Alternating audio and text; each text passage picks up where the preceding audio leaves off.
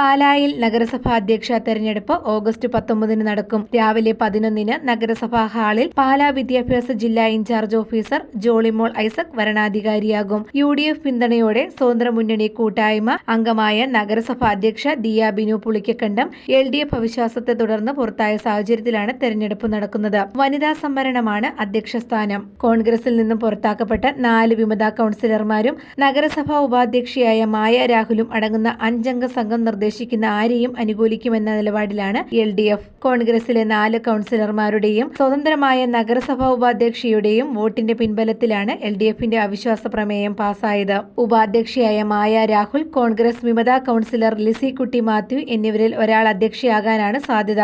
രണ്ടുപേരും തുല്യ ടേമിൽ അധ്യക്ഷ സ്ഥാനത്ത് തുടരാനാണ് പ്രാഥമിക ധാരണയെങ്കിലും ആദ്യ ടേമിനായി ഇരുവരും അവകാശവാദം ഉന്നയിച്ചു എന്നാണ് സൂചന. 26-അംഗ നഗരസഭാ കൌൺസിലിൽ സ്വതന്ത്ര മുന്നണി, സ്വതന്ത്ര എന്നിവരെ ഉൾപ്പെടുത്തി വിശാല സഖ്യം ആയി ഭൂരിപക്ഷത്തിന് വേണ്ട 14 സീറ്റ് തികച്ചായിരുന്നു UDFന്റെ ഭരണം നടത്തിയിരുന്നത്. കോൺഗ്രസ് കൌൺസിലർമാർ തന്നെ ഇതിനെതിരെ രംഗത്ത് വന്നതോടെ LDF കൊണ്ടുവന്ന അവിശ്വാസം പാസാക്കുകയായിരുന്നു. News bureau, Pala.